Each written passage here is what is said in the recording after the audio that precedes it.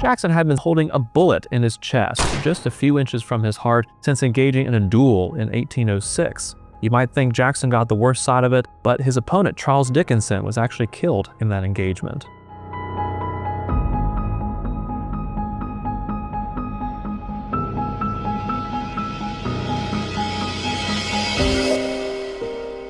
Well, hello, welcome into Andrew Jackson's Hermitage. Jackson himself moved to the Hermitage in 1804. He bought about 425 acres for $3,400. He initially moved into a small two-story log farmhouse, lived there with his wife Rachel for about 17 years.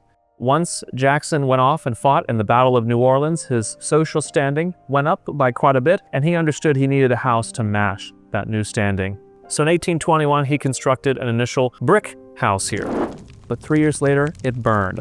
So from 1834 to 1837, Jackson hired two architects named William Hume and Joseph Reeve to design what we see today, this exquisite Greek Revival-style mansion.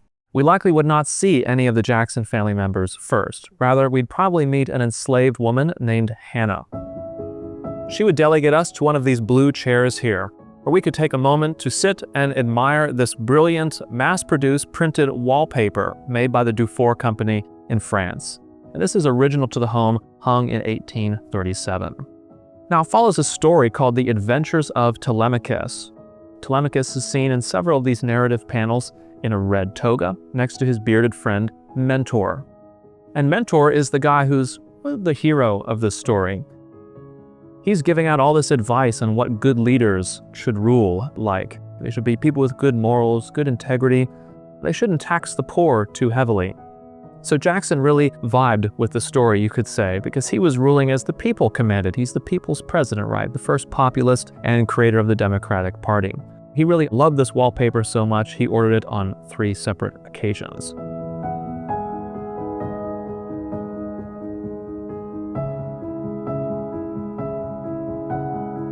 This is Andrew Jackson's bedroom.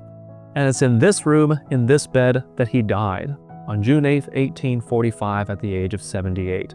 There's also an artist here named George Healy. Healy had been sent over by the King of France in late May to paint a portrait of Jackson. The family liked it so much, they said, "Mr. Healy, would you mind doing a second portrait of the general?" Jackson, he wasn't so sure about this. He was in a lot of pain, remember just a few days before death, but after taking some opiates, he was feeling much more inclined for sitting at this portrait.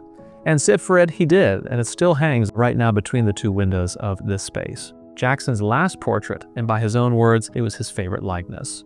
One of my favorite pieces in this space, however, is Jackson's original pair of slippers.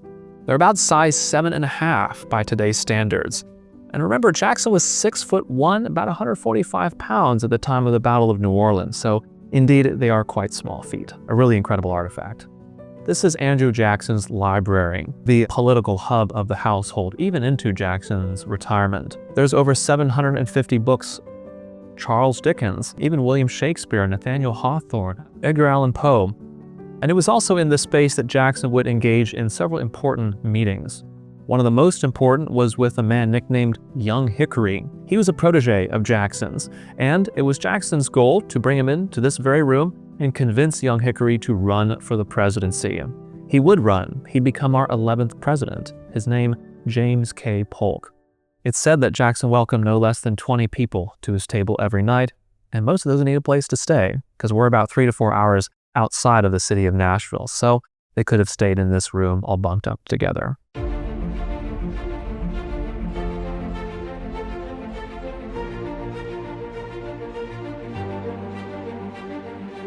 So looking at politics back in 1824, very different from today's time. We have the collapse of the Federalist Party and really one central party called the Democratic Republicans. Jackson decides to run for the presidency. He wins the plurality of votes, both from the popular vote and the Electoral College. But because the vote is split 4 different ways in the Electoral College, no one gets to that 2/3 majority needed to become president. This then triggers the 12th Amendment of the Constitution, which says the U.S. House of Representatives comes together, forms a delegation, and each state gets 1 vote. With Clay being number 4, he's kicked out. But don't discount him just yet. Remember, he's serving as Speaker of the House, so he wields incredible influence over these votes. Do we think he's a fan of Jackson's? No. So Jackson loses this election. John Quincy Adams becomes the 6th president. And who does he pick to be Secretary of State but none other than Henry Clay? Jackson believes the will of the people has been overturned. The Constitution has been usurped by entrenched political elites, and the presidency has been stolen from him. He calls this a corrupt bargain and spends the next 4 years developing a new political party led not by the elite in Washington, but by the people. It's now called the Democratic Party. So 4 years later, Jackson runs again, 1828. And at that time, this is a no-holds-barred election. The supporters of John Quincy Adams publish really significant posters called broadsides, nicknamed coffin handbills, and they're meant to discredit Jackson by showing all the bloody deeds that this terrible man did. Most of them are incorrect. They say things like Jackson killed over 100 men in duels, that he ate the flesh of Native Americans he conquered, and that his wife Rachel was an adulteress. Okay, they're not quite wrong on that one. She did have a troubled marriage with her first husband in Jackson, but nevertheless, these broadsides fell really heavily on the Jackson family. And although Jackson was elected to the 7th presidency in 1828 November, sadly Rachel would die about a month later. Jackson believed it was from a broken heart caused by the attacks of his political opponents. And he buries Rachel here at the Hermitage under this very stone.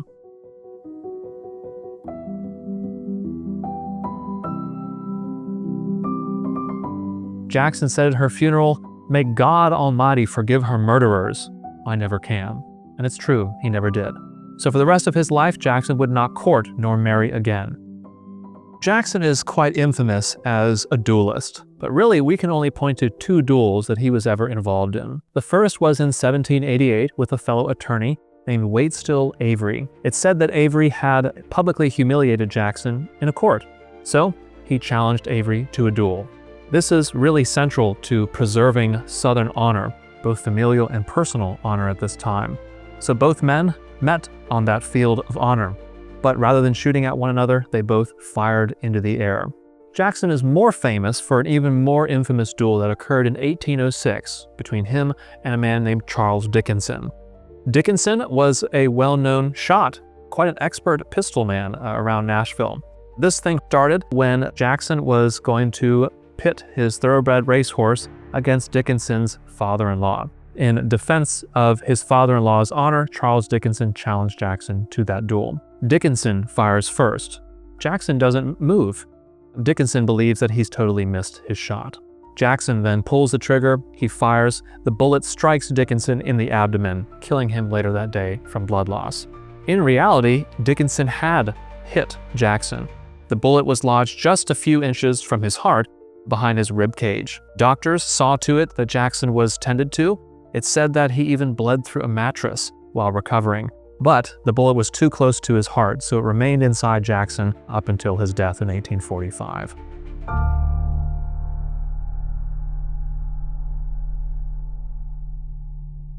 Andrew was the second to be buried here. In fact, shortly after its construction in 1832, Rachel was reinterred from her original grave just outside the modern-day garden to this space following the completion of the tomb. Limestone columns, limestone flooring, and even imported copper makes up this temple today. Both of these spots, the family cemetery and the Jackson family tomb, are really significant to us because they keep the family together, not only in the stories that we tell here in life, but also in death. We're now standing in the formal garden. It was designed in 1819 by English landscape architect William Frost. Now in Jackson's time, this was a practical garden. The large lawns that we have here today would have been filled with herbs and vegetables to feed the Jacksons and be used by the enslaved cooks in the kitchen. Today we interpret it as both a mix of the decorative pleasure garden with flowers, heirloom plants of the day, but we also add in some herbs to help people understand what was grown here in Jackson's time. Jackson is really a consequential figure. The Jacksonian age is the only time in American history that a specific time period is named for a person.